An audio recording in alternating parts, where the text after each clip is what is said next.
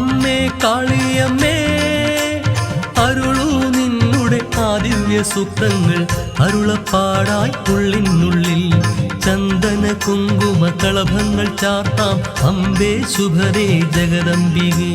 ചന്ദന കുങ്കുമ കളഭങ്ങൾ ചാർത്താം അമ്പേ ശുഭദേ ജഗദംബികേ.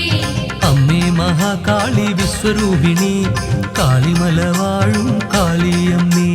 മംഗളശംഖൊലി കേൾക്കുന്നല്ലോ നെയ്ത്തിരി കതിരാടും നിന്നടയിൽ കാഴ്ചയായി നേർച്ചകളേകിടുമ്പോൾ പാപങ്ങൾ നീക്കണേ സകലേശ്വരി.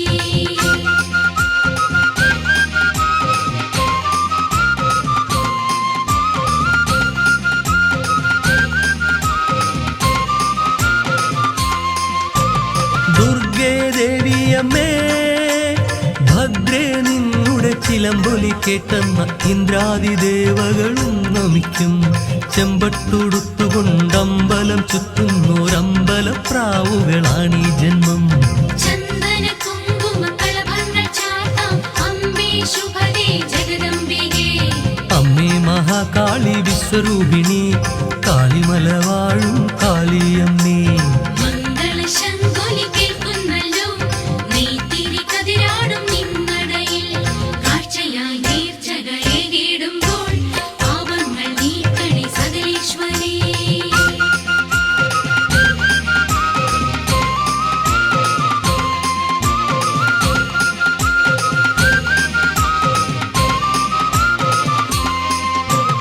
അമ്മേ മാരിയമ്മേ മഹിതമന്ത്രം ചൊല്ലി ഞങ്ങൾ നമിക്കുന്നു.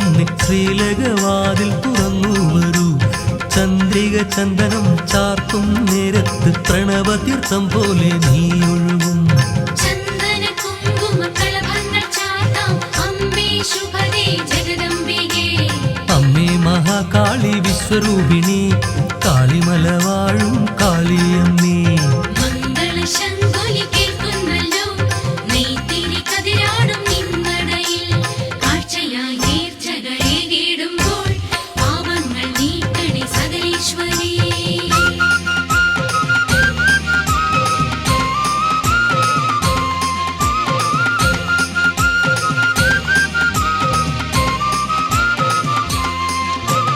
രുദ്രേ ഭദ്രേ കാളി മഹിഷാസുരമർദിനിയായി വന്നോരു അമ്മതൻ തൃപ്പാദം മക്കൾ കുന്തിടുന്നേ.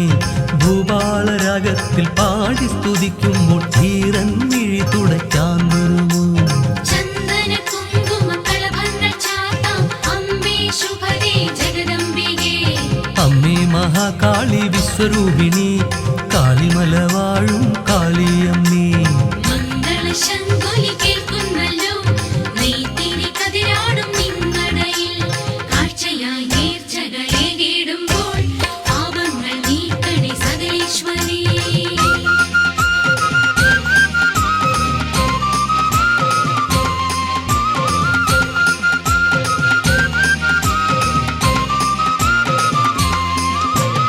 അമ്മേ ലക്ഷ്മി ദേവി ഐശ്വര്യദായിനി ദുരിത നിവാരണം ചെയ്തിടുമ്പോൾ സത്വഗുണലയ ഭംഗിയൊഴുകുന്ന മന്ദഹാസം തൂകി നിൽക്കുന്നു നീ.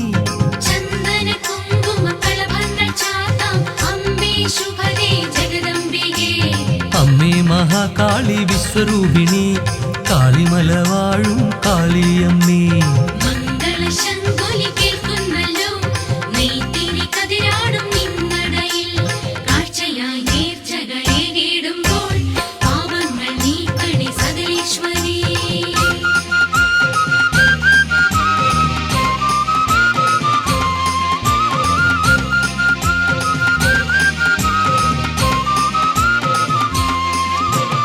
കാളി മുത്താരമ്മേ ഹരിഹരസുതനയ്യൻ അയ്യപ്പൻ വാഴുന്ന കാളിമലയിലായി വാഴുന്നോളേ.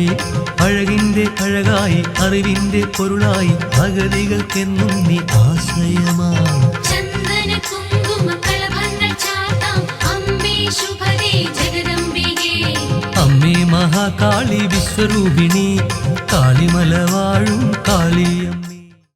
ഓം ഗജാനനം ഭൂതഗണാതിസേവിതം गवित्तजम्बो बलशारभक्षितम् उमासुतं शोकविनाशकारणं नमामि विघ्नेश्वरपादपङ्कजम् ஐந்தகரத்தனை யானை முகத்தனை இந்தி நிலம்பிரை போரும் ஏற்றனை நந்தி மகந்தனை ஞான கொழுந்தினை புந்தியில் வைத்தடி போற்றுகின்றோமே.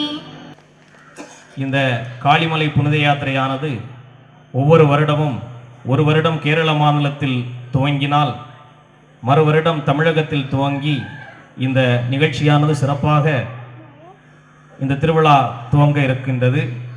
அந்த வகையில் இந்த வருடம் கடந்த வருடம் கேரள மாநில திருவனந்தபுரம் மாவட்டத்தில் ஆரம்பிக்கப்பட்டது. இந்த வருடம் இந்த பகுதியில் ஆரம்பிக்கப்பட இருக்கின்றது. அந்த புனித யாத்திரையினை தீபமேற்றி துவக்கி வைப்பதற்காக காவல்துறை துணை கண்காணிப்பாளர் பணி ஓய்வு மரியாதைக்குரிய கே தனபாலன் அவர்களை அன்போடு அழைக்கின்றோம்.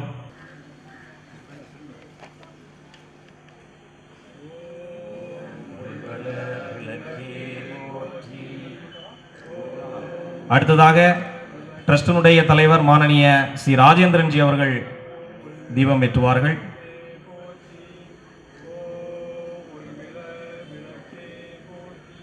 அடுத்ததாக இந்த பகுதியை சார்ந்த கீதா டீச்சர் அவர்கள் திருவிளக்கு ஏற்றுவார்கள். ஒளிவளர் விளக்கே போற்றி, ஓம் ஒளிவளர் விளக்கே போற்றி, ஓம் ஒளிவளர் விளக்கே போற்றி. அடுத்ததாக வெள்ளிமலை சுவாமிஜி சைதன்யானந்தஜி மகாராஜ் அவர்கள் தீபம் ஏற்றுவார்கள்.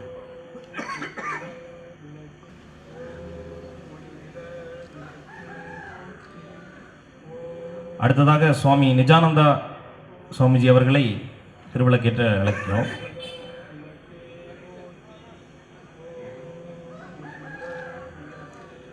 அடுத்ததாக பாரதிய ஜனதா கட்சியினுடைய மாவட்ட தலைவர் மரியாதைக்குரிய தர்மராஜ்ஜி அவர்களை அன்போடு அழைக்கின்றோம்.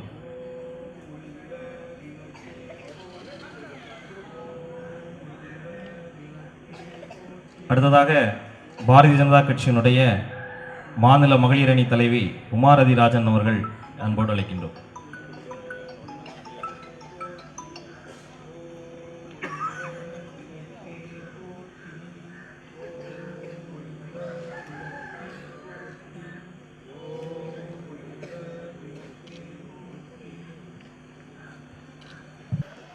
அறிமுக உரை ஜி சுஜித்குமார், விழாக்குழு அமைப்பாளர்.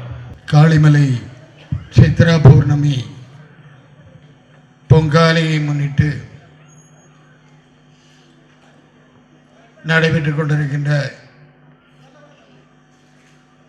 சித்ரா பௌர்ணமி பொங்காலையினுடைய கேரளா மாநிலத்தினுடைய ரத யாத்திரையினுடைய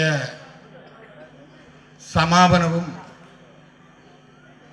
பொங்காலை விழாவினுடைய துவக்க விழாவும் இங்கே நடைபெற்றுக் கொண்டிருக்கின்றது. இங்கே வருகை தந்திருக்கின்ற மானிய சங்கஜாலக்கும் ட்ரஸ்டினுடைய தலைவருமாகிய மரியாதைக்குரிய ராஜேந்திரன்ஜி, பூஜ்ய சுவாமிஜி, சிறப்பு அழைப்பாளராக இங்கு வருகை தந்திருக்கின்ற ஆஷாநாத், கேரளா மாநிலத்தினுடைய திருவனந்தபுரம் கார்ப்பரேஷனுடைய கவுன்சிலர் அவர்கள், மரியாதைக்குரிய பாரதிய ஜனதா கட்சியினுடைய மாவட்ட தலைவர், ராஷ்டிரிய ஸ்வயம் சேவக் சங்கத்தினுடைய விவித பொறுப்பாளர்கள், நம்முடைய பரிவார் அமைப்பை சேர்ந்த பொறுப்பாளர்கள் அத்தனை பேருக்கும் மாலை நேர வணக்கத்தினை தெரியப்படுத்தி கொண்டு, நாம் இன்றைக்கு மிக முக்கியமான ஒரு சூழ்நிலையில் இருந்து கொண்டிருக்கின்றோம். அதனால் இந்த நிகழ்ச்சி குறுகிய காலத்தில் முடிக்க வேண்டும் என்ற கட்டாயத்தில் இருந்து கொண்டிருக்கின்றோம். இருந்தும் கூட காளிமலையை பற்றி நம்முடைய கன்னியாகுமரி மாவட்டத்தில் இருக்கின்ற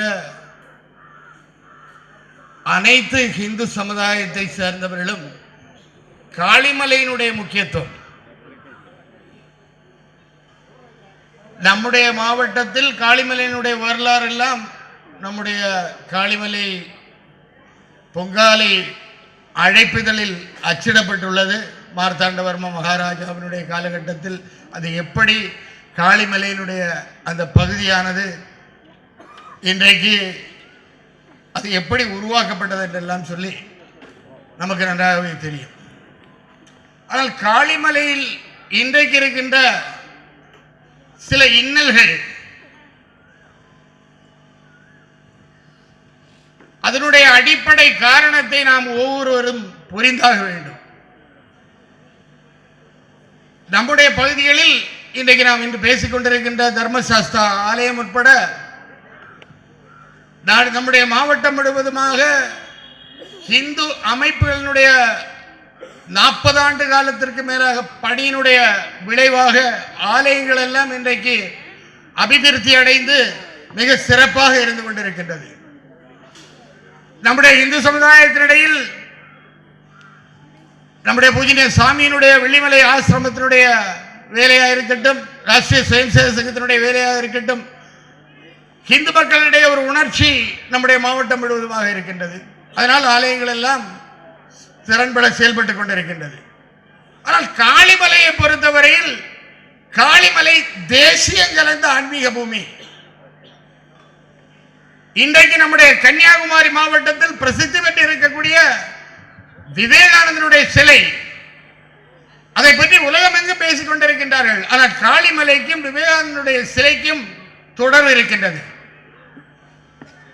விவேகானந்தனுடைய சிலை இருக்கின்ற இடத்தில் ஒரு குருசை நிறுவி இந்த மாவட்டத்தினுடைய பெயரை மாற்ற வேண்டும் என்று துடித்தார்கள் 70 காலகட்டங்களில். அதற்காக ஒரு 4 பேர் கொண்ட பாதிரியாளனுடைய ஒரு குழுவை போட்டார்கள். அது எப்படி தகர்த்தெறியப்பட்டது, அந்த திட்டம் எப்படி முறையடிக்கப்பட்டது என்றெல்லாம் சொல்லி நாம் பல கூட்டங்களிலும் பேசியிருக்கின்றோம். அதில் தோல்வியுற்ற ஒரு பாதிரியார் நம்முடைய காளிமலையின் அடிவாரத்தில் கேரளா பகுதியில் இருக்கின்ற உண்டங்கோடு என்கின்ற ஊரில் அன்றைக்கு பாதிரியாக இருந்தார்கள். அந்த தோல்வியினுடைய விளைவாக காளிமலையின் அருகாமையில் நாம் இன்றைக்கு சர்ச்சைக்குரிய இடம் என்று சொல்லக்கூடிய பகுதியில் ஒரு குருசை நிறுவினார்கள். அந்த குருசை அப்புறப்படுத்த வேண்டும் என்று சொல்லி பல கட்ட போராட்டங்கள் நம்முடைய பகுதியில் இருக்கின்ற ஒற்றை போன்ற களியல் போன்ற திருப்பரப்பு போன்ற பகுதியில் எல்லாம் இருக்கின்ற இந்து சமுதாயத்தை சேர்ந்தவர்கள் எல்லாம் பலவிதமான இன்னல்களை எல்லாம் அனுபவித்து இன்றைக்கு காளிமலை இந்த 2024ஆம் ஆண்டு நடைபெறுகின்ற சித்ரா பௌர்ணமி பொங்காலையை நாம் மிக விமர்சையாக நடத்துகின்ற ஒரு சூழ்நிலையை நாம் எட்டியிருக்கின்றோம் என்று சொன்னால் இதற்கு பின்னதாக மிகப்பெரிய தியாகம் இருக்கின்றது. அதனால் நான் சொன்னேன், காளிமலை என்று சொல்லுகின்றது தேசியத்தோடு ஒட்டி இருக்கின்ற ஒரு பகுதி. இந்த பகுதியில் இந்த சித்ரா பௌர்ணமி பொங்காலை உடன் நாம் பொங்காலையோடு நம்முடைய வேலைகள் முடிந்தது என்று சொல்லி யாரும் எண்ண வேண்டாம். காளிமலையில் தொடர்ந்து நம்முடைய இந்து சமுதாய சகோதரர்களுடைய பணிகள் எல்லாம் இருக்க வேண்டும். இன்னொரு தருணத்தில் மிக விமர்சையாக காளிமலையை பற்றி பேசுவதற்கான ஒரு வாய்ப்பு வருகின்றது, பேசுகின்றேன். நேரத்தின் அருகாமையை கருதி என்னுடைய உரையை முடித்துக் கொண்டிருக்கிறேன். ஜெய் பாரத் மாதா. சுவாமி நிஜானந்தா அவர்களை அன்போடு அழைக்கின்றோம். குருப்பியோ நமः. சமஸ்த ஜனகல்யாணே நிரதம் கருணாமயம் நமாமி சின்மயம் தேவம் சர்க்குரும் பிரம்மவித்வரம் அநேக ஜென்ம சம்பிராப்த கர்மபந்த விதாகினே ஆத்மஞான பிரதானேன தஸ்மை ஸ்ரீ குருவே நமः. பூஜனீய சுவாமிஜிகளுக்கும் இங்கே கூடியிருக்கும் சான்றோர்களுக்கும் பெரியவர்களுக்கும் எனது பணிவான வணக்கத்தை தெரிவித்துக் கொள்கின்றேன். நல்லதொரு நிகழ்விலே அடியனை பங்கேற்க செய்த திருவர்களுக்கும் குருவர்களுக்கும் விழா நிர்வாகத்திற்கும் நன்றியை காணிக்கை கொள்கின்றேன். நம்ம சனாதன தர்மத்தின் ஆணிவேர் வேதங்கள். வேதங்கள் நமக்கு 2 கட்டளை இடுகிறது. சத்தியம் பத தர்மம் சர. சத்தியத்தை உண்மையை பேசணும், அந்தந்த வயதுக்குரிய தர்மங்களை கடைபிடிக்கணும். நம்முடைய வாழ்வின் லட்சியம் தன்னை அறிதல். அந்த பாதையிலே இந்த உண்மை பேசுதலும் தர்மமும் நம்மை அழைத்து செல்லும். தர்மத்தை காத்தால் தர்மம் நம்மை காக்கும். அந்த வகையிலே இந்த காளிமலை புனித யாத்திரையிலே நாம் அனைவரும் பங்கு கொண்டு எல்லாம் வல்ல அந்த பராசக்தியின் பேரொருளை பெறுவதோடு இந்த விழாவிலே நாம் அனைவரும் உடலளவிலும் மனதளவிலும் பொருளாதாரம் எல்லா வகையிலும் பங்கேற்று இந்த தர்மம் நிலைக்க நாம் அனைவரும் உறுதி ஏற்க வேண்டும் என நல்லது நிலையை உறுதி கூறி எனது ஆசையை கூறி நிறைவு செய்கிறேன். நன்றி, வணக்கம். அடுத்ததாக ஆசியுரை வழங்குவதற்காக பூஜ்ய ஸ்ரீ சுவாமி சைதன்யானந்தஜி மகராஜ் தலைவர் இந்து தர்ம வித்யாபீடம் அவர்களை அன்போடு அழைக்கின்றோம். ஓம் ஸ்தாபகாய ச தர்மஸ்ய சர்வதர்மஸ்வரூபிணே அவதார வரிஷ்டாய ராமகிருஷ்ணாய தே நமः. குருர் பிரம்மா குருர் விஷ்ணு குருர்தேவோ மகேஸ்வரः குரு சாட்சால் பரபிரம்ம தஸ்மை ஸ்ரீ குரவே நமः. அனைவருக்கும் அன்பு வணக்கம். காளிமலைக்கும் விவேகானந்த பாறைக்கும் தொடர்பு இருக்கிறது. அங்கேயும் நாட்டினார்கள் இங்கேயும் நாட்டினார்கள் அப்படின்லாம் சொன்னாங்க. இப்படியெல்லாம் ஏன் நாட்டுறாங்கன்னு முதல்ல ஆலோசனை பண்ணணும். எதுக்காக நாட்டுறாங்க அப்படின்னா, ஏன் நாட்டுறாங்க? ஹிந்து உணர்வோட இல்லைன்னு அர்த்தம். ஹிந்து உணர்வோட இருக்கிறா அப்படின்னா நாட்டுவாங்களா? நாட்ட மாட்டாங்க. ஹிந்து என்ன ஆனாலும் பரவாயில்ல, யார் எப்படி போனாலும் சரி, ராமனாண்டா என்ன ராவணாண்டா என்ன படியரிசி இலவசமாக கிடைச்சா அது போதும்னு இருக்கும். அதுதான் பிரச்சனை. அல்லது நான் வழக்கமாக சொல்றது, நாம ஒரு போராடணும், ஞாபகம் இருக்கும்னு நினைக்கிறேன் எல்லாருக்கும். சிறுபான்மையர்களுக்கு கொடுக்குவது போல எங்களுக்கும் நீங்கள் உரிமைகளை தர வேண்டும் அப்படின்னு சொன்னோம். எந்த நாட்டிலாவது நடக்குமா ஐயா இது? பெரும்பான்மையை போல சிறுபான்மையருக்கு உரிமை கொடுன்னா அதுல ஒரு நியாயம் இருக்கு. இப்போ பாகிஸ்தான்ல இந்துக்களுக்கு எங்களுக்கு அடையாள அட்டை கொடு அப்படின்னு போராடினாங்க. அதுல ஒரு நியாயம் இருக்கு. ஆனா இங்க எப்படி இருக்குன்னா நேரே உல்டாவா இருக்குது. எப்படி இருக்கு? சிறுபான்மையரை போல பெரும்பான்மை எங்களுக்கும் நீ சலுகைகளை கொடு அப்படின்னு கேட்கிறோம். என்ன காரணம் அப்படின்னா, நமக்குள்ளால உணர்வு இல்லை, ஹிந்து உணர்வு இல்லை, ஒற்றுமை இல்லை. நம்ம நாட்டில் மீது எல்லாம் இருக்கு. வீரம் இருக்கான்னா வீரம் இருக்கு, நமக்கு வீரத்துக்கு ஒன்றும் குறைவில்லை. இப்ப இல்ல, தொடக்கத்துல இருந்தே இருக்கு. அலெக்சாண்டர் வந்த போதே அடிச்சு வரட்டும். அலெக்சாண்டர் எல்லா நாட்டையும் பிடிச்சான், பாரதத்துக்குள்ளால வரலான்னு நினைச்சான். ஆனா வர முடியல. என்ன ஆச்சுன்னா அங்கங்கே அடிச்சாங்க. ஒவ்வொரு சின்ன கிராமத்துல இருக்கக்கூடிய படைகள் சேர்ந்து அடிச்சாங்க. அதனால என்ன ஆச்சா, உள்ள வர முடியல. கடைசியில் அவன் போகும்போது ஒன்று சொல்லிட்டு போனான், எங்க நாட்டு வீரர்களுக்கெல்லாம் வீட்டை பற்றி ஞாபகம் வந்துடுச்சு, அதனால நான் போறேன்னு. இந்த முன்னாடி சொல்லுவாங்க, கீழே விழுந்தாலும் மீசையிலும் மண்ணோட்டலன்னு. தோத்தான்னு சொல்லாம தோத்தேன்னு சொல்லி போகாம அவங்க நாட்டு வீரர்களுக்கு வீட்டு ஞாபகம் வந்துச்சான், பெஞ்சாதி பிள்ளைகள் ஞாபகம் வந்துச்சு, அதனால போறேன்னு. ஏன்னா பெஞ்சாதி பிள்ளைகள் ஞாபகம் வரத்தான் செய்யும். நம்ம ஆள் அடிச்சது அப்படி அடிச்சான், உயிர் போயிடுங்கிற மாதிரி இருந்தது. அலெக்சாண்டருக்கே பிரச்சனை ஆயிடுச்சது. அதனால என்ன பண்ணா, கடல் மார்க்கமா கொஞ்சம், அதாவது நதி மார்க்க நீர் வழியா கொஞ்சம், தரை வழியா கொஞ்சம்னு சொல்லி தப்பிச்சு போனோம். அந்த அளவுக்கு நம்ம வீரர்களாக இருந்தோம். அப்பதான் இருந்தோம். இப்போ இருக்கா அப்படின்னா இப்போ இருந்தோம். கார்கில் வந்தது, கார்கில்ல பிரச்சனை பண்ணான், கார்கில பிடிச்சா அடிச்சா விரட்டுறான், ஓடுறான். இப்ப கூட சீனா கொஞ்சம் உரசி பார்த்தது, அடி வாங்கிட்டு போனான். அதனால நாங்க வீரத்துக்கு பஞ்சம் இல்லை. ஆனா அந்த வீரர்களுக்குள்ளேயே ஒற்றுமை இல்லாமல் இருந்ததுனால தான் அலெக்சாண்டர் தப்பி போனான். அவன் சாகும் போது சொன்னதாக அவனுடைய வரலாற்று ஆசிரியர்கள் எழுதி வைக்கிறாங்க, எனக்கு பிடிக்கிறவங்க இன்னும் நாடே இல்லைன்னு சொல்லி அவன் வருத்தப்பட்டான் அப்படின்னு சொல்லி. இந்தியாவுக்குள்ள கொஞ்சம் தூரம் தான், சைனா பக்கமே போகல, அவனுக்கு நாடு இல்லையா. என்னடா கதை விடுறேன்னு எழுதுறோம், என்னன்னாலும் எழுதுவான். ஏன்னா நாம ஒழுங்கா வரலாறை எழுதி வைக்கல, பதிவு செய்யல. சகோதரி நிவேதை சொல்றாங்க, எங்க நாட்டில் மட்டும் விவேகானந்தர் பிறந்திருந்தா இன்னும் அவரை பற்றிய பல விஷயங்களை நாங்கள் பதிவு செய்திருப்போம் அப்படின்னு சொல்லி நமக்கு பதிவு செய்யற புத்தி இல்லை. எல்லாம் கடவுள் செயல நடந்துட்டு இருக்கு, என்ன நடந்தா என்ன அப்படின்னு சொல்லி நாம போயிட்டே இருப்போம், எல்லாம் அவன் பார்த்துக்கோம் அப்படின்னு சொல்லிட்டு அந்த மாதிரி நாம போயிட்டே இருக்கிறோம். அந்த சமயம் ஒவ்வொரு கிராமத்தில் உள்ளவன் தனித்தனியா அடிச்சான் ஒவ்வொரு கிராமத்துக்கு போகும்போது. அதே இது அத்தனை கிராமத்தவனும் சேர்ந்து அடிச்சிருந்தான்னா அலெக்சாண்டர் என்ன இருக்க மாட்டான், போயிருக்க மாட்டான், இங்கே க்ளோஸ் பண்ணியிருப்போம். ஸோ நம்மகிட்ட வீரம் இருந்தது. அடுத்தது என்ன இருந்ததுன்னா பணம் இருந்துதான்னா, துட்டு இருந்துதான்னா, துட்டும் நிறைய இருந்தது. அந்த காலத்துல சங்க காலத்துல எழுதி வச்சிருக்கிறாங்கோ. நான் சாதாரணமா சொல்றது, சங்க காலத்துல ஒரு விஷயம் நமக்கு பதிவு பண்ணியிருக்காங்க. ஒரு அம்மா வீட்டு நடையில இருந்துட்டு ரோட்ல தானியம் போட்டு உலர்த்திட்டு இருக்காங்க. கோழி வந்து கொத்துது. நாம என்ன பண்ணுவோம், கோழி கொத்துனா எழுப்பி போய் விரட்டுவோம் அல்லது கல் எடுத்து எறிவோம், அப்படித்தானே பண்ணுவீங்க. இப்போ தானியம் பார்த்ததே இல்லை. நெல் யாருக்கு தெரியும்னா இப்போ நம்ம பிள்ளைகளுக்கு நெல் தெரியாது. அரிசி எங்கே இருந்து கிடைக்குதுன்னா, அரிசி எங்கே இருந்து கிடைக்குதுன்னா ரேஷன் கடையில் கிடைக்குதுன்னு சொல்லும். அரிசி எங்கே இருந்து கிடைக்குன்னு நம்ம பிள்ளைகளுக்கு நாம சொல்லி கொடுக்குறோமா தெரியல. வயலெல்லாம் பார்த்துருக்காங்களா, நெல்லெல்லாம் பார்த்துருக்காங்களான்னு தெரியல. அப்பெல்லாம் நெல் காய போடணும். அப்படி போட்டிருக்கும் போது கோழி வந்து கொத்துனப்போ இந்த அம்மா கல் எடுத்து எறிகிறதுக்கு பக்கத்தில் கல் இல்லை, கொஞ்சம் சோம்பேறித்தனம். அதனால என்ன பண்ணிச்சது, அதுக்கு காதில் கிடந்த தங்க குண்டலத்தை எடுத்து எறிஞ்சுதான் கோழியை விரட்டுறதுக்கு. அப்போ எவ்வளோ செல்வம் நம்மகிட்ட இருந்திருக்கணும்.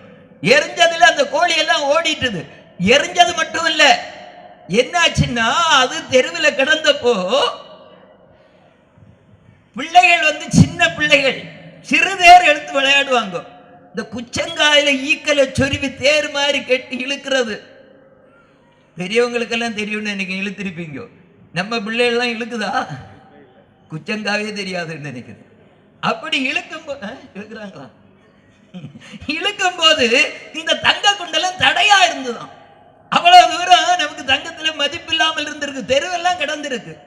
எந்த ஊர்லன்னு கேட்டுக்குவாங்க போல இருக்கு. இன்னைக்கு 55,000 தாண்டி இருக்குன்னு இன்னைக்கு செய்தி நெட்டில் போட்டிருக்கான். 55,000 தாண்டி வச்சா ஒரு பவன் 8 கிராம் அந்த மாதிரி போயிட்டு இருக்கு. அந்த சமயம் நம்மகிட்ட அவ்வளவு தங்கம் இருக்கு. ஸோ அப்பதான் தங்கம் இருந்தது, இப்ப இல்லையான்னா.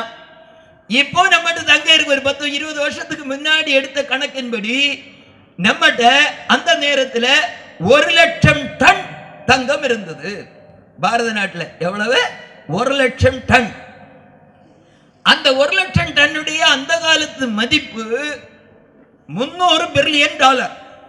அதே நேரத்தில் அமெரிக்காவுடைய மொத்த தொழில் முதலீடு, சரியான தமிழ்ல நமக்கு புரியும்படியாக சொல்லணும்னா டோட்டல் இன்வெஸ்ட்மெண்ட், அது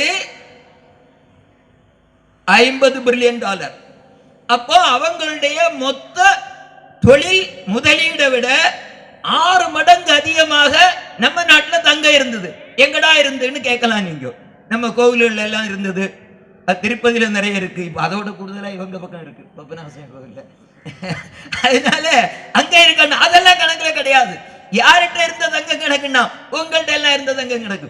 காதுல, கழுத்துல, கையில, விரல்ல இதெல்லாம் போட்டிருக்கீங்களே, இந்த தங்கம் மட்டும் 1,00,000 டன். அப்ப நாம அப்பவும் செல்வந்தர்களா இருந்தோம் சங்க காலத்திலையும், இப்பவும் அப்படிதான் இருக்கும். இப்ப எல்லாம் உங்கள்கிட்ட தங்கம் இல்லாமல இருக்கு. வெளியில சொல்ல மாட்டீங்க வீட்டுல எவ்வளவு இருக்குன்னு, எல்லாரும் கொஞ்சம் கொஞ்சம் வெளியில போட்டுட்டு வந்திருப்பீங்க. இப்ப நம்மகிட்ட செல்வம் இருந்தது, இருக்குது. கல்வி இருக்குதா அப்படின்னா, புத்தி இருக்கான்னு, மொத்தம் 3 தானே முக்கியமானது, கல்வி, செல்வம், வீரம். கல்வி இருக்குன்னா கல்வியே நம்மகிட்ட இருந்தது, அந்த காலத்திலே இருந்தது. வானியல் நாம அப்பமே நாம தெரிஞ்சு வச்சிருந்தோம். எப்போ சந்திர கிரகணம் வரும், எப்போ சூரிய கிரகணம் வரும் அப்படிங்கிறதெல்லாம் பல 100 ஆண்டுகளுக்கு முன்னே கணிச்சு வச்சிருந்தாங்க. ஆனா இப்ப சிலருக்கு அன்னைக்கு பார்த்தா தான் சொல்ல முடியுது எங்க விழா என்னைக்கு வரும் சொல்லி. அந்த அளவுக்கு நாம விஷயம் தெரிந்தவர்களாக இருந்தோம் அந்த காலத்திலேயே.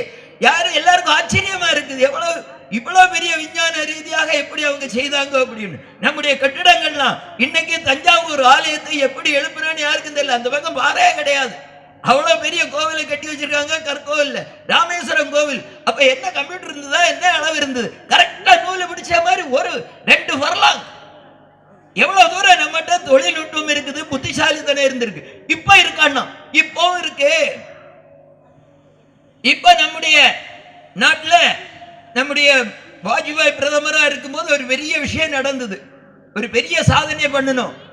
என்ன சாதனை யாருக்கா ஞாபகம் இருக்கா? என்ன பண்ணோம்? குண்டு வெடிச்சோம், அணுகுண்டு வெடிச்சோம். எங்க?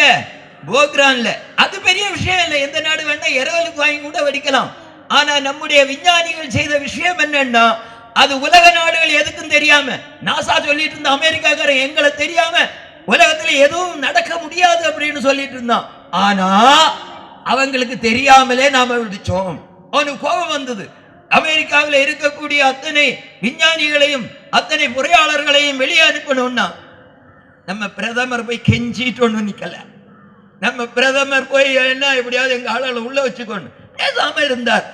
பில்கேட்ஸ் போன் பண்ணான், ஐயா நீ எல்லாரையும் அனுப்பிட்டேன்னா நான் என் ஸ்தாபனத்தை மூட வேண்டியதான். அப்போ உடனே அமெரிக்க அதிபர் சொன்னார், இல்லை நாங்க போகணும்னு சொல்லல, ஆனா கொஞ்சம் கவனிச்சுங்க அப்படின்னு சொன்னோம் அப்படின்னு சொன்னார். அணுகுண்டு வெடிச்சது அவனுக்கு பிடிக்கல. ஆனா அவன் கேட்டா நம்ம வெடிக்கிறது இல்ல, நாம வெடிச்சோம். அப்ப நம்மகிட்ட இப்போ விஞ்ஞான அறிவு இருக்கு. அது மட்டும் இல்ல, இப்போ ஒரு பெரிய சாதனை பண்ணி இருக்கோம். நமக்கு தெரியுமா? யாரா சொல்லுங்க. விஞ்ஞான ரீதியா வானியல் ரீதியாக மிகப்பெரிய சாதனை ஒன்று பண்ணி இருக்கோம். சந்திரனுடைய எந்த பக்கம்? எந்த பக்கம் தெரியாது, எனக்கும் தெரியாது. தெற்கு பக்கம், தென்பகுதி. அதான் தெற்கு. நான் தெரியாதுன்னு சொன்னா அவங்க நினைச்சிட்டாங்க சாமிக்கு தெரியாது. தென்பகுதியிலே கொண்டு போய் நாம வாகனத்தை இறக்கி இருக்கோம். அந்த இடத்துக்கு நம்முடைய பிரதமர் பேர் வச்சார். என்ன பேர் வச்சார்? நமக்கு அது ஒன்றும் தெரியாத. எந்த ஹீரோ எங்க நடிக்கிறான் அது வேட்டா நம்ம கரெக்டா சொன்னாலே சீரியல்ல யார் யார் வராங்க. சிவசக்தின்னு அதை எல்லாரும் சொன்னாங்க. இங்க சிவசக்தின்னு வச்சுட்டான். இங்க உள்ளவெல்லாம் குதிச்சான். நான் உலக நாடுகள் ஒத்துக்கொண்டாகி விட்டது அந்த இடத்துக்கு பேர் சிவசக்தி தான் அப்படின்னு சொல்லி. அதனால புத்திசாலியாகவும் நாம இருக்கிறோம். ஆனா என்ன இல்லை? ஒற்றுமை இல்லை, ஹிந்து உணர்வு இல்லை. கல்வி இருக்கிறது, செல்வம் இருக்கிறது, வீரம் இருக்கிறது, ஆனால் ஒற்றுமை உணர்வு இல்லை. அதனால என்ன பண்றோம்? நாம பல விதத்துல பிரிஞ்சிருக்கிறோம். மொழி வாரியாக பிரிஞ்சிருக்கின்றோம், ஜாதி வாரியாக பிரிஞ்சிருக்கிறோம், அரசியல் கட்சி வாரியாக பிரிஞ்சிருக்கிறோம். நான் சொல்றேன், எந்த கட்சியாரு, எந்த ஜாதியாரு, எந்த மொழியா பேச தப்பு கிடையாது. ஆனா எல்லாவற்றிற்கும் அடிப்படை எதாக இருக்கணும்? நீ தமிழன் ஹிந்துவா இருக்காத, மலையாளி ஹிந்துவா இருக்காது, ஹிந்து தமிழனாயிரு, ஹிந்து மலையாளியாயிரு. நீ பிராமண ஹிந்துவா இருக்காத, நாயர் ஹிந்துவா இருக்காத, நாடார் ஹிந்துவா இருக்காத, ஹரிஜன ஹிந்துவா இருக்காத, ஹிந்து ஹரிஜனாயிரு, ஹிந்து நாடாராரு, ஹிந்து பிராமணாயிரு, ஹிந்து நாயராயிரு. ஹிந்துவுக்கு தான் நமக்கு முக்கியத்துவம். அந்த உணர்வு நமக்கு வரணும். என்னவாக இருந்தாலும் நான் ஹிந்து, ஹிந்துவுக்கு நான் முக்கியத்துவம் கொடுப்பேன். அப்படித்தானே மற்றவங்க எல்லாம் இருக்கிறாங்க. அப்படி இருக்கிறதுனால தான் அவன் பின்னாடி அரசியல்வாதிகள் போறாங்க. அவெல்லாம் நம்மை பார்த்து நம்மளை கிண்டல் செய்யறாங்க. நம்ம சனாதனத்தை அழிச்சுடுவோம் சொல்றான். எந்த தைரியத்துல சொல்றான்? ஹிந்து என்ன ஆனாலும் ஒன்று சேர மாட்டான் அப்படிங்கிற தைரியத்துல சொல்றான்.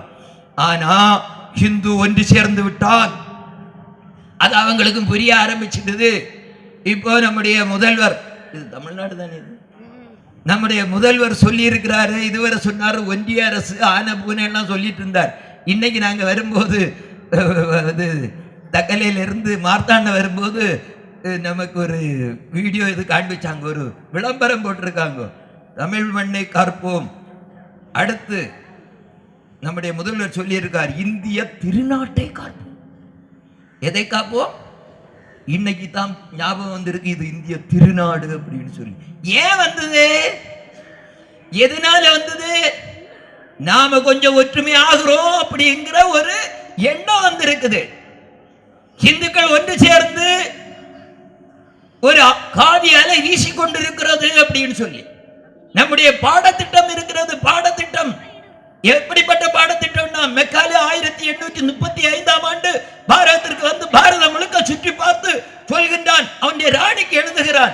என்ன எழுதினான் தெரியுமா? நான் பாரதம் முழுக்க சுற்றி பார்த்தேன், ஒருவன் கூட பிச்சைக்காரன் இல்லை, ஒரு திருடனும் இல்லை, பொய் சொல்றவர்கள் இல்லை, இப்படியே இருந்தால் நம்முடைய கலாச்சாரத்தை இங்கே புகுத்த முடியாது. ஆகையால் நாம் நம்முடைய கல்வி திட்டத்தை இங்கே கொடுக்க நினைக்கிறேன். ராணியே அனுமதி வேண்டும். ராணி அனுமதி கொடுத்தாங்க. 1836 மேற்கத்திய கல்வி திட்டம் இங்கே வந்தது. 180 சில்லற ஆண்டுகள் ஆச்சுது. இன்னைக்கு பாரதத்தில் பிச்சைக்காரனே இல்லைன்னு சொல்ல முடியுமா? இருக்காங்களா இல்லையா? நாம எல்லாரும் பிச்சைக்காரங்க தான். 1000 ரூபாய் கொடுத்தா ரேஷன் கடையில் கியூவில் நிற்கிறோம் தானே, அல்லது வாக்களிக்கிறதுக்கு பிச்சை வாங்குறோம் தானே.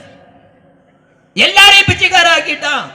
நான் சாதாரணமா கேட்கறது எல்லா கூட்டத்திலையும், இந்த உலகத்துல உண்மையே பேசி, சாமி பேசும்போது சொன்னார் சத்தியமத தர்மம் சர சொன்னார். சத்தியமே பேசி உண்மையே பேசி உலகத்துல சந்தோஷமா வாழலாம். பொய்யே பேசாமல் இந்த உலகத்துல சந்தோஷமா வாழலாம் நினைக்கிறவங்க கை தூக்குங்க பாப்பா.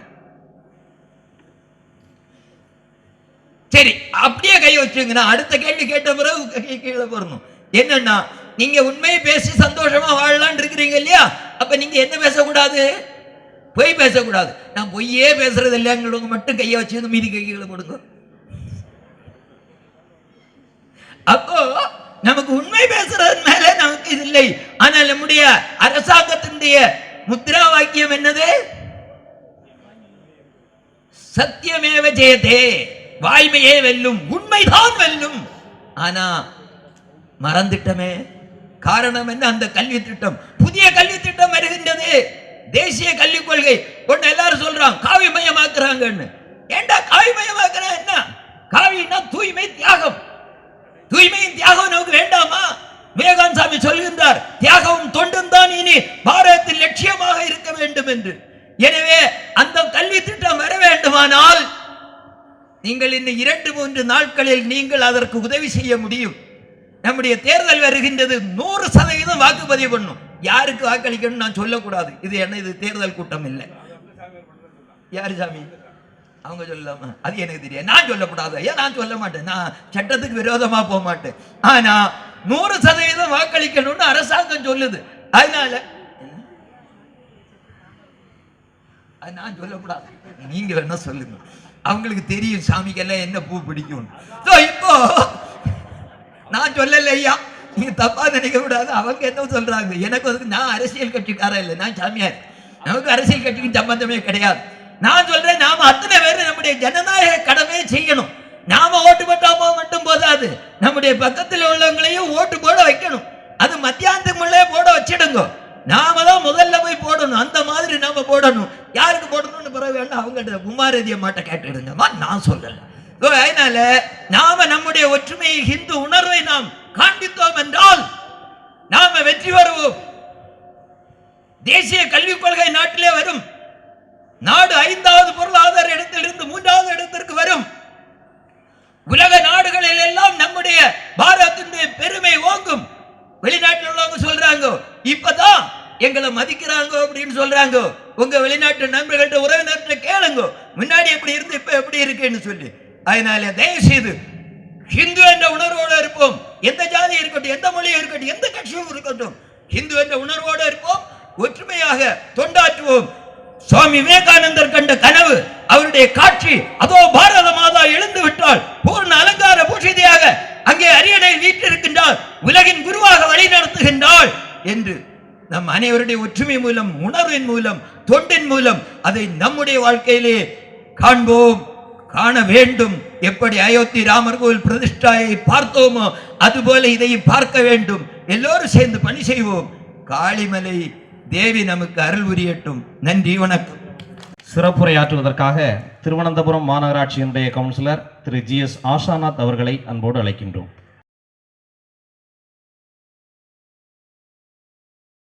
കാളിമല തീർത്ഥാടനം ചിത്ര പൗർണമി പൊങ്കാലയും ഈ തീർത്ഥാടന സമ്മേളനത്തിന് ഇവിടെ എത്തിയിട്ടുള്ള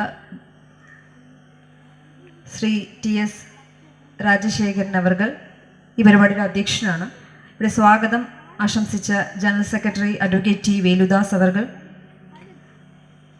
കാളിമല സേവാ സമിതി കേരള തമിഴ്നാടിൻ്റെ സംയോജകനായിട്ടുള്ള അഡ്വക്കേറ്റ് G സുജിത് കുമാർ അവർകൾ, ഇവിടെ അനുഗ്രഹ പ്രഭാഷണം നടത്തിയ പൂജ്യ സ്വാമി ചൈതന്യാനന്ദജി മഹാരാജ് അവർകൾ, ഇവിടെ ഉദ്ഘാടനം ചെയ്യുവാനായി ഇവിടെ എത്തിച്ചേരുമെന്ന് അറിയിച്ചിട്ടുള്ള retired DYSP Shri K. Dhanapalan അവർകൾ, മറ്റു വേദിയിലിരിക്കുന്ന മഹനീയ സാന്നിധ്യങ്ങളെ, പ്രിയപ്പെട്ട കുടുംബാംഗങ്ങളെ, எல்லாருக்கும் வினீதமாய் நமஸ்காரம். ரொம்ப சந்தோஷம் இந்த புனிதமான இடத்துல என்னையும் இங்கே க்ஷணிச்சதுக்கு ஒருபாடு சந்தோஷம். தமிழ் கொஞ்சம் தான் தெரியும், ஆனால் தமிழ் நல்லாவே புரியும், படிக்க தெரியாது. ஆனால் இங்கே எல்லாரும் நல்லா தெரியும். நிரவധി ப்ரோக்ராமில் இங்கே பார்ட்டிசிபேட் பண்ணியிருக்கேன். அதனால் இங்கே இருக்கிற மிக்க அவரையும் எனக்கு நல்லாவே தெரியும். ரொம்ப பிடிச்ச இடம், ரொம்ப பிடிச்ச ஆட்கள். இங்கே இருக்கிற தமிழ்நாட்டில் எல்லாருக்கும் நல்லா ரெஸ்பெக்ட் கொடுக்குறவங்க. அதனால ரொம்ப பிடிச்ச இடம் தான் இங்கே, ரொம்ப பிடிச்ச ആൾക്കാർ தான் இங்கே இருக்கு. അത് ഞാൻ മലയാളത്തിൽ തന്നെ ഇനി സംസാരിക്കും. ഫസ്റ്റ് ചെറിയൊരു ഇൻട്രൊഡക്ഷൻ പറഞ്ഞേ ഉള്ളൂ തമിഴിൽ. അതെ, തമിഴ് അറിയാം എന്നുള്ളതിന് കുറച്ചൊരിത് പറഞ്ഞേ ഉള്ളൂ, കൊഞ്ചം. കഴിഞ്ഞ പ്രാവശ്യം കാളിമലയുടെ ഈ പരിപാടിയിൽ എന്നെ ക്ഷണിച്ചിരുന്നു. അന്ന് പങ്കെടുക്കുവാനായി സാധിച്ചില്ല. അന്ന് ഞാൻ പ്രഗ്നൻ്റ് ആയിരുന്നു, 9 മാസം. അപ്പോൾ എനിക്കിവിടെ വരാൻ സാധിച്ചില്ല. ഇപ്പോൾ ഞാൻ ഡെലിവറി കഴിഞ്ഞ് എൻ്റെ കുഞ്ഞിന് 10 മാസമായി, മോളാണ്. അപ്പോൾ എന്നെ ചേട്ടൻ വിളിച്ചിട്ട് പറഞ്ഞു, ഇപ്രാവശ്യം എന്തായാലും പങ്കെടുക്കണം ആശ, കഴിഞ്ഞ പ്രാവശ്യം പങ്കെടുക്കാൻ സാധിച്ചില്ല ഇപ്രാവശ്യം. അപ്പോൾ ഞാൻ ചേട്ടനോട് പറഞ്ഞു, ചേട്ടാ എന്തായാലും ഞാൻ തിരുവനന്തപുരം നഗരസഭയിലെ ജനപ്രതിനിധിയാണ്. ഞാൻ പ്രതിനിധീകരിക്കുന്ന വാർഡ് പാപ്പനംകോടാണ്. അപ്പോൾ ഇന്ന് എൻ്റെ വാർഡിലെ ഒരു പ്രധാനപ്പെട്ട ക്ഷേത്രമായ പട്ടാരത്ത് ചാമുണ്ടേശ്വരി ക്ഷേത്രത്തിലെ പുറത്തെഴുന്നള്ളിപ്പാണ്. അപ്പോൾ ഞാൻ ചേട്ടനോട് പറഞ്ഞു, ചേട്ടാ എനിക്ക് 6:30 അവിടെ പുറത്തെഴുന്നള്ളിപ്പാണ്, എനിക്ക് അവിടെ എത്തണം എന്ന് പറഞ്ഞു. അപ്പോൾ ചേട്ടൻ പറഞ്ഞു, തീർച്ചയായും ഈ ഒരു പരിപാടിയിൽ പങ്കെടുത്താൽ അതിനനുസരിച്ചുള്ള, നേരത്തെ ഞാൻ വന്നപ്പോഴും പറഞ്ഞു, കാളിമലയുടെ ഒരു പരിപാടിയിൽ പങ്കെടുത്ത് സംസാരിച്ചവരെല്ലാവരും തന്നെ നല്ല നിലയിൽ എത്തിയിട്ടുണ്ട് എന്ന രീതിയിലൊക്കെ ചേട്ടൻ സംസാരിച്ചു. അപ്പോൾ എന്നാൽ ഒരുപാട് സന്തോഷം നിങ്ങളെയൊക്കെ കാണാൻ സാധിച്ചതിലും നിങ്ങളോടൊക്കെ സംവദിക്കുവാനായി സാധിച്ചതിലും. അപ്പോൾ നമുക്കറിയാം, ഇവിടെ എനിക്ക് മുമ്പ് സംസാരിച്ച സ്വാമിജി വളരെ വിശദമായിട്ട് നമ്മുടെ സനാതന ധർമ്മത്തെക്കുറിച്ചും ആർഷഭാരത സംസ്കാരത്തെക്കുറിച്ചുമൊക്കെ തന്നെ വളരെ വിശദമായിട്ട് സൂചിപ്പിച്ചു. നമുക്കറിയാം, ആർഷഭാരത സംസ്കാരത്തിൻ്റെ പ്രതിപുരുഷനായ ശ്രീമാൻ നരേന്ദ്രമോദിജിയുടെ നേതൃത്വത്തിൽ നമ്മുടെ രാജ്യത്തിൻ്റെ യശസ് വാനോളം ഉയർത്തി നിൽക്കുന്ന ഒരു സാഹചര്യത്തിലൂടെയാണ്, ഒരു കാലഘട്ടത്തിലൂടെയാണ് നാം എല്ലാവരും മുന്നോട്ട് പോയിക്കൊണ്ടിരിക്കുന്നത്. അതുകൊണ്ട് തന്നെ ആർഷഭാരത സംസ്കാരത്തിൻ്റെ പ്രാധാന്യത്തെക്കുറിച്ചുമെല്ലാം തന്നെ നമ്മുടെ വരുന്ന തലമുറയെ പറഞ്ഞ് മനസ്സിലാക്കുവാനും പഠിപ്പിക്കുവാനും നാം ഓരോരുത്തരും ശ്രദ്ധ ചെലുത്തേണ്ടതാണ് എന്ന് ഞാൻ ഈ അവസരത്തിൽ സൂചിപ്പിക്കുകയാണ്. അതുകൊണ്ട് തന്നെ ഇത്തരത്തിലുള്ള ആഘോഷങ്ങളെല്ലാം തന്നെ നമ്മുടെ ഹിന്ദു മതത്തിൽപ്പെട്ട ആഘോഷങ്ങൾ മാത്രമല്ല, എല്ലാ ആഘോഷങ്ങളും ആഘോഷിക്കേണ്ട പ്രാധാന്യത്തെക്കുറിച്ചും ആഘോഷത്തിൻ്റെ അന്തസ്സത്തെക്കുറിച്ചുമെല്ലാം തന്നെ നമ്മുടെ യുവതലമുറയെ പറഞ്ഞ് മനസ്സിലാക്കുവാൻ നാം ഓരോരുത്തരും ശ്രദ്ധിക്കേണ്ടതാണ്. നമുക്കറിയാം, ഒരു 100 വർഷങ്ങൾക്ക് മുമ്പ് വരെ തന്നെ ഇത്തരത്തിലുള്ള ഒരു സാംസ്കാരിക സമ്മേളനങ്ങളോ മതപ്രഭാഷണങ്ങളോ ആധ്യാത്മിക പ്രഭാഷണങ്ങൾക്കോ ഒന്നും തന്നെ ഇത്രത്തോളം പ്രാധാന്യമൊന്നുമില്ലായിരുന്നു. ഒരു 20 വർഷങ്ങൾക്ക് ഇപ്പുറം നമുക്ക് നോക്കിയാൽ ആധ്യാത്മിക പ്രഭാഷണങ്ങൾക്കും മതപ്രഭാഷണങ്ങൾക്കുമൊക്കെ തന്നെ വളരെയധികം പ്രാധാന്യമാണ് വന്നുകൊണ്ടിരിക്കുന്നത്. എന്തെന്ന് വെച്ചാൽ, നമുക്ക് ക്ഷേത്രങ്ങളിൽ നിന്നും അതുപോലെയുള്ള മതസ്ഥാപനങ്ങളിൽ നിന്നും മതസ്ഥാപനങ്ങളിൽ നിന്നുമൊക്കെ തന്നെ കിട്ടേണ്ടിയിരുന്ന അല്ലെങ്കിൽ കിട്ടിക്കൊണ്ടിരുന്ന മൂല്യങ്ങൾ നമുക്ക് കിട്ടുന്നില്ല എന്ന് വേണം മനസ്സിലാക്കുവാൻ. നമുക്കറിയാം, ഏറ്റവും കൂടുതൽ വിദ്യാഭ്യാസമുള്ള ആളുകളുള്ള നാടാണ് നമ്മുടേത്. പക്ഷേ നമുക്ക് സോഷ്യൽ മീഡിയ എടുത്ത് പരിശോധിച്ചാൽ നമുക്ക് മനസ്സിലാകും, ഏറ്റവും കൂടുതൽ ഇപ്പോൾ പല കാര്യത്തിലായിരിക്കും ഏറ്റവും കൂടുതൽ പീഡനങ്ങൾ നടക്കുന്നത്, ഏറ്റവും ലഹരി ഉപയോഗിച്ച് ഏറ്റവും കൂടുതൽ യുവതലമുറയിൽപ്പെട്ട ആളുകൾ വഴിതെറ്റിപ്പോകുന്നത്, അതുപോലെയുള്ള ലവ് ജിഹാദുകൾ, പല കാര്യങ്ങൾ നമ്മൾ സോഷ്യൽ മീഡിയ വഴി അറിയുകയാണ്. നേരത്തെ സൂചിപ്പിച്ച പോലെ തന്നെ ഹിന്ദു ധർമ്മം എന്ന് പറയുന്നത് നമ്മുടെ ഹിന്ദുക്കളുടെ ആചാരങ്ങളെയും അനുഷ്ഠാനങ്ങളെയും ഒക്കെ തന്നെ നശിപ്പിക്കുന്നതിന് വേണ്ടിയിട്ടും ഹിന്ദു ദൈവങ്ങളെ വൈകൃതമായി ചിത്രീകരിക്കുന്നതിന് വേണ്ടിയിട്ടും നമ്മുടെ രാജ്യത്തിനെ നശിപ്പിക്കുന്നതിന് വേണ്ടിയിട്ടും ഒക്കെ തന്നെ വളരെ ഗൂഢമായിട്ടുള്ള ആലോചനകൾ നടന്നുകൊണ്ടിരിക്കുന്ന സാഹചര്യമാണ്. അതിനൊട്ടനവധി ഉദാഹരണങ്ങൾ നമുക്ക് മുന്നിൽ തന്നെയുണ്ട്. അപ്പം ഞാൻ എടുത്തു പറയുകയാണ്, നമുക്ക് എല്ലാവർക്കും അറിയാം ശബരിമലയെക്കുറിച്ച്. നൂറ്റാണ്ടുകളായിട്ട് നമ്മൾ അനുഷ്ഠിച്ചു വന്നിരുന്ന ആചാരങ്ങളെയും അനുഷ്ഠാനങ്ങളെയും ഒക്കെ തന്നെ കാറ്റിൽ പറത്തിക്കൊണ്ട് നമ്മുടെ ശബരിമല, നമ്മുടെ ഹിന്ദുക്കളുടെ ആരാധനാലയമായിട്ടുള്ള ശബരിമലയെ തച്ചുടയ്ക്കുന്നതിന് വേണ്ടിയിട്ടുള്ള നീക്കങ്ങളൊക്കെ നടന്നത് നിങ്ങൾക്ക് എല്ലാവർക്കും വ്യക്തമായിട്ട് അറിയാവുന്നൊരു കാര്യമാണ്. അപ്പോൾ നമ്മൾ എന്താണ് ചെയ്തത്? ഒരു നേതൃത്വത്തിൻ്റെയും പിൻബലമില്ലാതെ ലക്ഷക്കണക്കിന് അമ്മമാർ തെരുവിലേക്ക് ഇറങ്ങി തങ്ങൾ നൂറ്റാണ്ടുകളായിട്ട് അനുഷ്ഠിച്ചു വന്നിരുന്ന ആചാരങ്ങളും അനുഷ്ഠാനങ്ങളും ഒക്കെ സംരക്ഷിക്കുന്നതിന് വേണ്ടിയിട്ട് തെരുവിലേക്ക് ഇറങ്ങിയത് നിങ്ങൾ എല്ലാവരും കണ്ടതാണ്. നമ്മളെല്ലാവരും ഒറ്റക്കെട്ടായിട്ട് നിന്നാൽ നമ്മുടെ ആചാരങ്ങളെയും അനുഷ്ഠാനങ്ങളെയും ധർമ്മത്തെയും ഒക്കെ തന്നെ സംരക്ഷിക്കുവാൻ നമുക്ക് സാധിക്കുമെന്നത് ഏറ്റവും വലിയൊരു ഉദാഹരണമാണ്. അതുപോലെ തന്നെ നമ്മളെല്ലാവരും കേട്ടിട്ടുള്ളതാണ് തിരുവനന്തപുരത്തെ ഏറ്റവും പ്രശസ്തമായ ഒരു അമ്പലം, സ്ത്രീകളുടെ ശബരിമല എന്ന് പറയുന്ന അമ്പലം, ആറ്റുകാൽ അമ്പലം എല്ലാവർക്കും അറിയാം. നമ്മളെല്ലാവരും ഈ ഇടയ്ക്ക് കേട്ടിട്ടുള്ളതാണ്. ആറ്റുകാൽ അമ്പലത്തിലെ എക്സിക്യൂട്ടീവ് കമ്മിറ്റി അംഗത്തിൻ്റെ മകൾ സിറിയയിലേക്ക് പോയത് എല്ലാവർക്കും അറിയാം.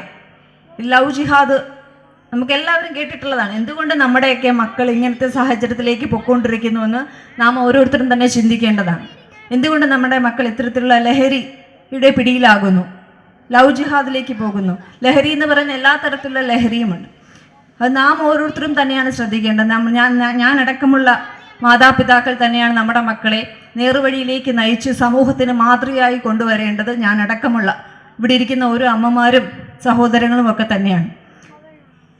നമുക്കറിയാം, നമ്മുടെ പുരാണങ്ങൾ പരിശോധിച്ചാൽ നമുക്കറിയാം, രാമായണമായാലും മഹാഭാരതമായാലും പരിശോധിച്ചാൽ നമുക്കറിയാം, രാമായണം എടുത്ത് നോക്കുമ്പോൾ ഒരു സഹോദരൻ എങ്ങനെ ആയിരിക്കണം, ഒരു ഭാര്യ എങ്ങനെ ആയിരിക്കണം, ഒരു മകൻ എങ്ങനെ ആയിരിക്കണം എന്നൊക്കെ തന്നെ ഏറ്റവും നല്ല ഉദാഹരണ സഹിതം നമുക്കറിയാം രാമായണം പരിശോധിച്ചാൽ നമുക്ക് മനസ്സിലാകും. അതുപോലെ തന്നെയാണ് മഹാഭാരത യുദ്ധം നമുക്ക് മനസ്സിലാവും. കൗരവർ ഒരു പക്ഷത്ത്, പാണ്ഡവർ ഒരു പക്ഷത്ത്. എങ്ങനെയാണ് മഹാഭാരതത്തിൽ കൗരവരുടെ ഒരു കുലം തന്നെ മുടിഞ്ഞു പോയത് നാം ഓരോരുത്തരും ചിന്തിച്ചാൽ വായിച്ചാൽ നമുക്ക് മനസ്സിലാക്കുവാനായി സാധിക്കും. അവിടെയും കൗരവർക്കും പാണ്ഡവർക്കും രണ്ട് അമ്മമാർ തന്നെയാണുള്ളത്. സത്യത്തിൻ്റെയും നീതിയുടെയും ധർമ്മത്തിൻ്റെ മാർഗത്തിൽ വളർത്തി മക്കളെ ആചാര്യന്മാരെ എങ്ങനെ വന്ദിക്കണമെന്നൊക്കെ പഠിപ്പിച്ച് വളർത്തിയ പാണ്ഡവർ എങ്ങനെ യുദ്ധം ജയിച്ചുവെന്നോ, ഒരു കുടുംബത്തിൻ്റെ വിളക്കാകേണ്ട ഒരു സ്ത്രീ തൻ്റെ കണ്ണ് കെട്ടി തങ്ങളുടെ മക്കളുടെ വളർച്ച എന്തെന്ന് പോലും അറിയുവാൻ ശ്രമിക്കാതെ, മക്കളുടെ സത്യത്തിൻ്റെയും നീതിയുടെയും മാർഗം പഠിപ്പിക്കുവാൻ ശ്രമിക്കാതിരുന്ന ഒരു കുലം എങ്ങനെ മുടിഞ്ഞു പോയെന്നും നമുക്ക് മഹാഭാരതവും രാമായണവും ഒക്കെ തന്നെ വായിച്ചു നോക്കുമ്പോൾ മനസ്സിലാവുന്ന ഒരു കാര്യം തന്നെയാണ്. അപ്പോൾ നാം എന്താണ് ചിന്തിക്കേണ്ടത്? അപ്പോൾ ഇതിനർത്ഥം എന്താണ്? മക്കളുടെ ഓരോ വളർച്ചയുടെ ഘട്ടത്തിലും നമ്മുടെ മക്കൾക്ക് കുറച്ച് സമയം കൊടുക്കുക, നമ്മുടെ മക്കളോട് ഇരിക്കുവാൻ കുറച്ച് സമയം കൊടുക്കുക, അവരെ കേൾക്കുവാനായിട്ട് സമയം കൊടുക്കുക, നമ്മുടെ സംസ്കാരം എന്തെന്ന് പഠിപ്പിക്കുക, നമ്മുടെ ആചാരങ്ങൾ എന്താണെന്ന് പഠിപ്പിക്കുക, നമ്മുടെ അനുഷ്ഠാനങ്ങൾ എന്താണെന്ന് നമ്മുടെ ഓരോ മക്കളെയും പറഞ്ഞു പഠിപ്പിക്കാൻ നാം ഓരോരുത്തരുമാണ് ശ്രദ്ധിക്കേണ്ടത്. ഇങ്ങനെ നമ്മുടെ സംസ്കാരത്തെയും നമ്മുടെ ആചാരത്തെയും അനുഷ്ഠാനത്തെയും നമ്മുടെ ധർമ്മത്തെയും നമ്മുടെ ആർഷഭാരത സംസ്കാരം എന്താണ് എന്നൊക്കെ പഠിച്ചു വളർന്ന ഓരോ മക്കളും ഒരിക്കലും അനാഥരാവുകയില്ല. ഒരു അച്ഛനെയും അമ്മയും ഒരിക്കലും ആക്കുകയുമില്ല. നമുക്കറിയാം, പല അമ്മമാരും ഇപ്പോൾ പല മക്കളെയും കോവിലിൽ പോലും വിടുന്നത് കാണാറില്ല. ഇപ്പോൾ എല്ലാവർക്കും ആഗ്രഹം സ്വന്തം മക്കൾ പഠിച്ച് നല്ല നിലയിൽ എത്തണമെന്നാണ് എല്ലാ അമ്മമാരും അച്ഛന്മാരും ആഗ്രഹിക്കുന്നത്. അതുകൊണ്ട് തന്നെ പല കാര്യങ്ങളും കുട്ടികൾ വന്ന് തൊട്ടടുത്ത വീട്ടിലെ കാര്യങ്ങൾ പോലും പറയുമ്പോൾ ഇപ്പോൾ ചിലപ്പോൾ കുട്ടി വന്ന് ഓടി വന്ന് പറയായിരിക്കും, അമ്മ അവിടെ എന്തോ ഒരു ബഹളം കേൾക്കുന്നു, എന്താണ്, നമുക്കൊന്ന് പോയി നോക്കാം എന്ന് പറയുമ്പോൾ കുട്ടിയോട് പറയും, നീ നിന്റെ കാര്യം നോക്കി ചെന്നിരുന്ന് പഠിക്കുക, നിനക്ക് പഠിക്കാൻ ഒരുപാടില്ലേ, നീ നോക്കിയിരുന്ന് പഠിക്കുക, നീ എന്തിനാണ് മറ്റുള്ളവരെ കാര്യം ശ്രദ്ധിക്കുന്നത് എന്നാണ് പല അമ്മമാരും പറയും. ഇതുപോലെ പല വിഷയവും ചിലപ്പോൾ സ്കൂളിലെ വിഷയമായിരിക്കാം കുട്ടി പറയുവാനായി വരുന്നത്. പക്ഷേ ഇതൊന്നും കുട്ടികളെ കേൾക്കാതെ കുട്ടിയോട് എപ്പോഴും പറയുന്ന ഒരു കാര്യം എന്താണ്? നീ നിന്റെ കാര്യം നോക്കൂ, നീ നിന്റെ കാര്യം നോക്കൂ, നീ നിന്റെ കാര്യം നോക്കിയിരുന്ന് പഠിക്കുക എന്നാണ് പറയുന്നത്. അപ്പോൾ കുട്ടി എന്താണ് ചെയ്യുന്നത്? വലുതാകുമ്പോൾ അവൻ സ്വന്തം കാര്യം മാത്രം നോക്കി പോകുന്ന ഒരു സാഹചര്യമാണുള്ളത്. അതുകൊണ്ട് എന്ത് സംഭവിക്കുന്നു? നമ്മുടെ നാട്ടിൽ ധാരാളമായിട്ടുള്ള വൃദ്ധസദനങ്ങളും ഒക്കെ തന്നെ കൂടുന്ന ഒരു കാഴ്ചയാണ് കാണുന്നത്. ഇപ്പം നമ്മൾ എന്താണ് നമ്മുടെ മക്കളെ പഠിപ്പിക്കേണ്ടത്? നമ്മളായിരിക്കണം നമ്മുടെ മക്കളുടെ റോൾ മോഡലായി കാണിച്ചു കൊടുക്കേണ്ടത്. ഓരോ ആഘോഷങ്ങൾ വരുമ്പോൾ, വിഷു, ഓണം, പല ആഘോഷങ്ങളും വരുന്നു. ഇതെങ്ങനെയാണ് ആഘോഷിക്കേണ്ടത്, എങ്ങനെയാണ് മുതിർന്നവരെ ബഹുമാനിക്കേണ്ടത്, ഇങ്ങനെ പല തരത്തിലുള്ള നമ്മൾ അനുഷ്ഠിച്ചു വരുന്ന ആചാരങ്ങൾ എന്താണ്, ഉത്സവങ്ങളിൽ പോകുമ്പോൾ അതിൻ്റെ ഐതിഹ്യം എന്താണ് എന്നൊക്കെ നമ്മുടെ മക്കളെ പറഞ്ഞ് മനസ്സിലാക്കി കൊടുക്കുവാൻ നാം ഓരോരുത്തരും തന്നെ ശ്രദ്ധിക്കുക. നമ്മുടെ മക്കളെ മറ്റു സമൂഹത്തിന് മുമ്പിൽ ഏറ്റവും മാതൃകയാക്കിയുള്ള മക്കളായി വളർത്തുവാനായി നാം ഓരോരുത്തരും ശ്രദ്ധിക്കുക. നമ്മുടെ സംസ്കാരം എല്ലാം പഠിപ്പിച്ചു കൊടുക്കുവാനായി ശ്രദ്ധിക്കുക. അങ്ങനെ വരുമ്പോൾ നമ്മുടെ നാട്ടിൽ നമ്മുടെ വരുന്ന തലമുറയിലെ മക്കൾ ഒരിക്കലും തെറ്റിലേക്ക് വഴിതെളിച്ച് പോവില്ല. അവരെല്ലാവരും നല്ല മക്കളായി എല്ലാവർക്കും മാതൃകയാകുന്ന തരത്തിൽ വളർന്നു വരുവാനായി ശ്രദ്ധിക്കുമെന്ന് മാത്രം ഈ അവസരത്തിൽ സൂചിപ്പിക്കുന്നു. കൂടുതലൊന്നും പറയുന്നില്ല, നീട്ടുന്നില്ല. എല്ലാവർക്കും ഒരിക്കൽ കൂടി ഈ ഒരു പരിപാടിയുടെ ഭാഗമാകുവാനായി പാപ്പനംകോട്, തിരുവനന്തപുരം ജില്ലയിലെ പാപ്പനംകോട് എന്ന പ്രദേശത്തിലെ ജനപ്രതിനിധിയാണ് ഞാൻ. അപ്പോൾ ആ ഒരു ജനപ്രതിയായ എന്നെ ഈ ഒരു നല്ലൊരു പുണ്യ പരിപാടിയിൽ ക്ഷണിച്ചതിന് ഇവിടുത്തെ ഭാരവാഹികളോടും ഇവിടുത്തെ ഓരോ ആളുകളോടും ഹൃദയത്തിൻ്റെ ഭാഷയിലുള്ള നന്ദി രേഖപ്പെടുത്തിക്കൊണ്ട് നിർത്തുന്നു. നന്ദി, നമസ്കാരം. അടുത്തதாக நன்றியுரை சொல்வதற்காக திரு எஸ் மனோகரன் விழா குழு செயலாளர் அவர்களை அன்போடு அழைக்கின்றோம். துவக்க விழாவாகிய இந்த தினம் இந்த நிகழ்ச்சியிலே சிறப்பாக நடைபெற்று கொண்டிருக்கின்ற இந்த வேளையிலே நன்றி கூற கடமைப்பட்டிருக்கின்றேன். இப்பொழுது இந்த விழாவிலே தலைமை தாங்கி வழிநடத்தி கொண்டிருக்கின்ற CS ராஜசேகர் அவர்களுக்கும் என் சார்பிலும் கடையால்மூடு ஸ்ரீ தர்மசாஸ்தா கோயில் கமிட்டி சார்பிலும் நன்றி கலந்த வணக்கத்தினையும் கூறிக்கொள்கின்றேன். அடுத்தபடியாக இறைவணக்கம் பாடி சென்ற மாணவர்களுக்கும் என் சார்பிலும் விழா ஸ்ரீ தர்மசாஸ்தா கோயில் கமிட்டி சார்பிலும் நன்றி கலந்த வணக்கத்தினையும் தெரிவித்துக் கொள்கின்றேன். அடுத்தபடியாக முன்னிலை வகுத்து கொண்டிருக்கின்ற மரியாதைக்குரிய தலைவர் விஸ்வநாதன் அரசு ஊழியர் ஓய்வு அவர்களுக்கும் என் சார்பிலும் விழா குழு சார்பிலும் நன்றி கலந்த வணக்கத்தினையும் தெரிவித்துக் கொள்கின்றேன். அடுத்தபடியாக சுவாமி சைனந்தாஜி மகராஜ் அவர்களுக்கும் மாவட்டத்தினுடைய பாரதிய ஜனதா கட்சியினுடைய தலைவர் அண்ணன் தர்மராஜ் அவர்களுக்கும் மாநில மகளிர் அணியினுடைய தலைவி உமாரதி ராஜன் அவர்களுக்கும் மற்றும் மரியாதைக்குரிய தலைவர் TS வேல்தாஸ் அவர்களுக்கும் சுஜித் குமார் அவர்களுக்கும் மரியாதைக்குரிய மோகன் அவர்களுக்கும் முருகேசன் தக்கலை அவர்களுக்கும் மற்றும் ஸ்ரீதர் கொடுத்துறை அவர்களுக்கும் என் சார்பிலும் மற்றும் கேரளா மாநிலத்திலிருந்து இங்கு வருகை தந்து சிறப்புரையாற்றிய ஆசானாத் கவுன்சிலர் அவர்களுக்கும் மற்றும் விழாவிலே இந்த நிகழ்ச்சியிலே கலந்து கொண்ட அனைவருக்கும் என் சார்பிலும் விழாக்குழு சார்பிலும் நன்றி கலந்த வணக்கத்தினையும் தெரிவித்துக் கொள்கின்றேன். இந்த நிகழ்ச்சியில் சிறப்பு விருந்தினராக வருகை தந்திருக்கக்கூடிய திருவனந்தபுரம் மாநகராட்சியினுடைய கவுன்சிலர் ஆஷாநாத் அவர்களுக்கு இந்த ஊர் சார்பாகவும் காளிமலை சேவா சமிதி சார்பாகவும் அறக்கட்டளை சார்பாகவும் நினைவு பரிசு வழங்கி கௌரவிப்பதற்காக திருமதி கவிதா மோகன் அவர்களை அன்போடு அழைக்கின்றோம். அடுத்ததாக ஆசியுரை வழங்குவதற்காக வருகை தந்த வெள்ளிமலை இந்து தர்ம வித்யாபீடத்தினுடைய தலைவர் சுவாமி சைதனானந்தஜி மகராஜ் அவர்களுக்கு இந்த கோயில் தலைவர் முருகன் அவர்கள் கௌரவிப்பார்கள். சுவாமி நிஜானந்தாஜி அவர்களுக்கு பிபின் அவர்கள் பொன்னாடை பொருத்தி கௌரவிப்பார்கள்.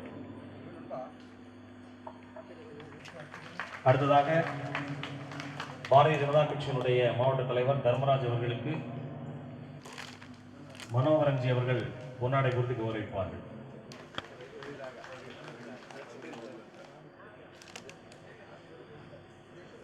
அடுத்ததாக இந்த புனித யாத்திரையை துவக்கி வைத்த மரியாதைக்குரிய தனபாலன்ஜி அவர்களுக்கு அருண்குமார் அவர்கள் பொன்னாடை பொருத்தி கௌரவிப்பார்கள். அடுத்ததாக இந்து முன்னணியினுடைய மாவட்ட ஆலோசகர் மிசாசி சோமன்ஜி அவர்களுக்கு செல்வன்ஜி அவர்கள் பொன்னாடை பொருத்தி கௌரவிப்பார்கள். அடுத்ததாக இந்து கோயில் கூட்டமைப்பினுடைய மாவட்ட செயலாளர் திரு விவேகானந்தன்ஜி அவர்களுக்கு பிபின்ஜி அவர்கள் பொன்னாடை பொருத்தி கௌரவிப்பார்கள்.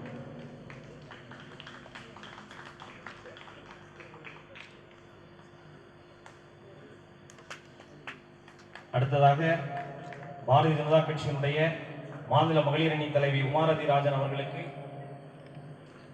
மாலினி அவர்கள் பொன்னாடை பொருத்தி கௌரவிப்பார்கள்.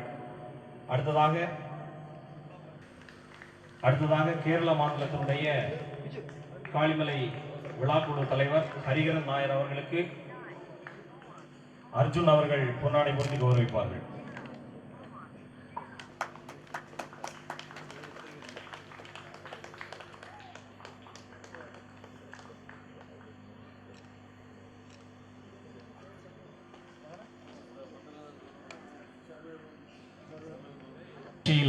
ஆசியுரை வழங்கிய பூஜ்ய குரு சுவாமி சைதனானந்தஜி மகாராஜ் அவர்களுக்கு நினைவு பரிசு வழங்குவதற்காக மனோகரன்ஜி அவர்களை அன்போடு அழைக்கின்றோம்.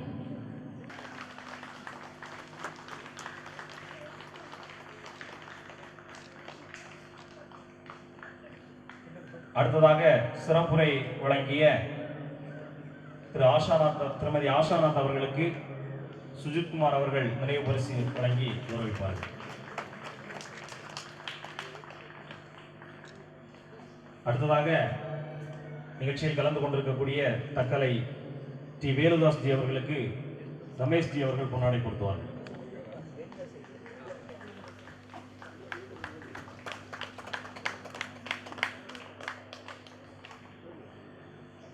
வந்து சுகினக சர்வே சந்து நிராமய சர்வே பத்ராணி பஷ்யந்து மா கச்சித் துர்காகவே. ஓம் சாந்தி சாந்தி சாந்தி.